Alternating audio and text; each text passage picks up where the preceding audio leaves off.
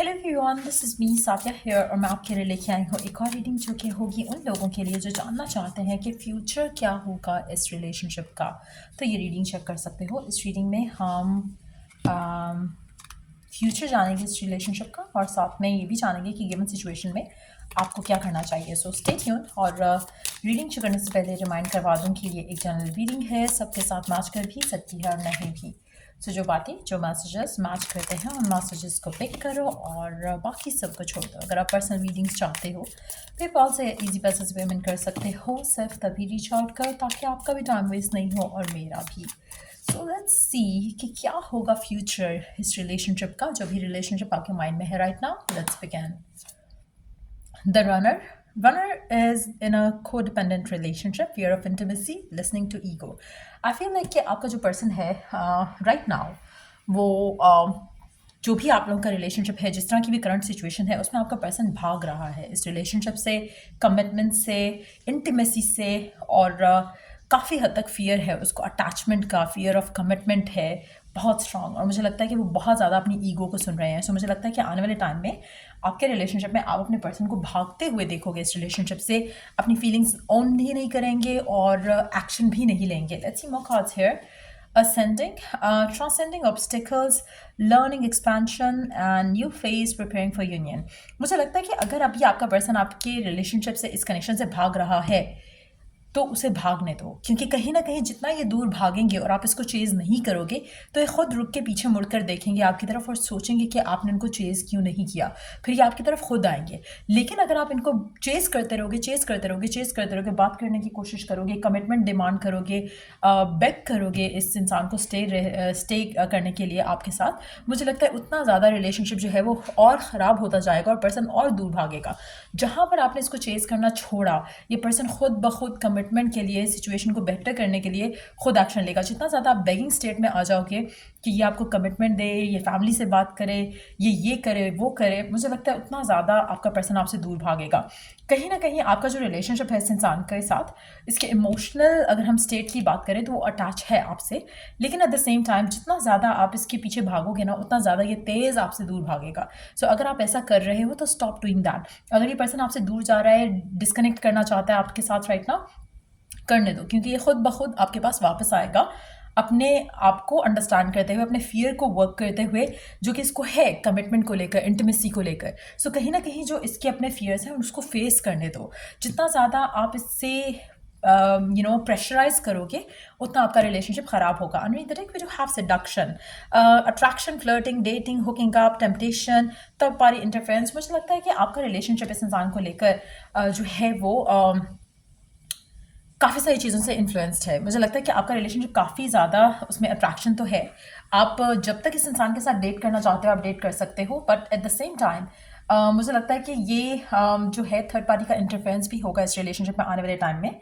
But yes, अगर आप चाहते हो कि रिलेशनशिप स्टेबली आगे बढ़े towards commitment, towards a happy fulfilling relationship, तो मुझे लगता है कि आपको कुछ भी हो जाए, चाहे थर्ड पार्टी का इन्फ्लुएंस भी आ रहा है, पेरेंट्स हैं, कोई और पर्सन है, आप जितना इस इंसान के पीछे भागोगे इन दैट सर्कमस्टांसेस, उतना ज़्यादा ये पर्सन आपसे दूर भागेगा। तो आपको गिवन सिचुएशन में अपने आप को काम डाउन करना है, खुद के कॉन्फिडेंस के ऊपर बहुत ज़्यादा काम करने की ज़रूरत रहेगी। क्योंकि जो भी होता है, अगर आपको खुद में कॉन्फिडेंस है, अपने प्यार पे कॉन्फिडेंस है, तो आप स्टिल कंट्रोल रख पाओगे इस पूरे सिचुएशन के ऊपर। आप अगर जितना ज़्यादा, लाइक आई सेड अर्लियर, मैं आपको I can not even emphasise enough कि ये जो इम्पोर्टेंस है कॉन्फिडेंस की, वो आपकी सिचुएशन में बहुत ज़्यादा रोल प्ले कर रही है। अगर आप कॉन्फिडेंट हो तो अट्रैक्शन जो है पर्सन आपकी तरफ रखेगा, आपकी तरफ ड्रॉन होगा, आपसे दूर भागने का सोचेगा भी नहीं। लेकिन जहाँ पर आप लैक ऑफ कॉन्फिडेंस में आए ये और इसको चेज़ करना शुरू कर दिया और इसको प्रेशराइज करना शुरू कर दिया, इसके सामने रोना धोना शुरू कर दिया कनेक्शन को लेकर, फ्यूचर को लेकर, उतना ज़्यादा आप अपने गोल से जो है वो दूर होते जाओगे। सो अगर आप ऑलरेडी ये मिस्टेक कर चुके हो तो आपका पर्सन ऑलरेडी भाग चुका होगा। अगर आप अब भी चीज़ों को संभालना चाहते हो, बहुत कम चांसेस होंगे उन लोगों के लिए जिनके लिए ऑलरेडी पर्सन भाग चुका है कि पर्सन वापस आ जाए, लेकिन अगर पर्सन अभी आपसे दूर होने लगा है तो आप चाहते हो कि ये चीज़ें रुक जाएं यहाँ पर और आपका पर्सन खुद आपको परस्यू करे और इस कनेक्शन को परस्यू करे, तो स्टॉप चेजिंग दैम। क्योंकि आपका कनेक्शन जो है आने वाले टाइम में मुझे लगता है कि सिर्फ और सिर्फ कमिटमेंट की तरफ तभी जाएगा, एक नया फेज तभी स्टार्ट होगा जब आप अपने ऊपर काम करते हो rather than on this connection, क्योंकि बहुत ज़रूरी है आपके रिलेशनशिप को लेकर। लेट्स सी और क्या एक्सपेक्ट कर सकते हो आने वाले टाइम में इस रिलेशनशिप में।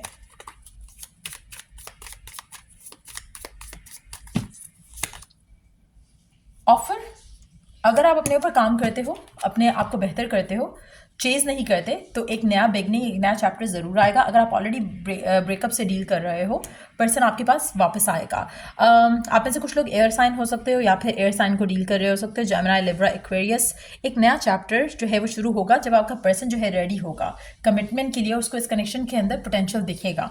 सो अलाउ दिस पर्सन, अगर वो जाना चाहता है उसको जाने दो, उसको चेज नहीं करो, उसको रोको नहीं। जितना ज़्यादा उसको अलाउ करोगे ना कि हाँ ठीक है, you know, if you think कि हमें एंड करना चाहिए, एंड करने दो, तो उतना आपके लिए रिलेशनशिप में अच्छा होगा।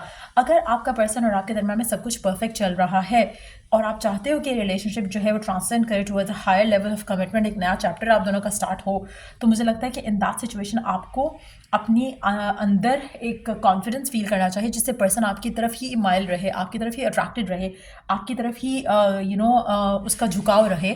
तो उसको, उसके लिए आपको इसको फ्यूचर को लेकर, किसी भी चीज़ को लेकर ओपनली कहने की ज़रूरत नहीं है। मैनिफेस्ट करो, make this person seduced to to give you what you want. Offer चाहते हो, ऑफर लो इस इंसान से, लेकिन टूल्स एंड टेक्निक्स यूज़ करके, ना कि उसको ओपनली कह के कि मुझे कमिटमेंट दो वरना ये हो जाएगा या वो हो जाएगा। सो मेक श्योर कि आप थोड़ा वाइजली प्ले करो यहाँ पर। लेट्स सी कि गिवन सिचुएशन में आपके लिए गाइडेंस क्या है। गिवन सिचुएशन में what's the guidance for you. Given situation में आपके लिए गाइडेंस क्या है।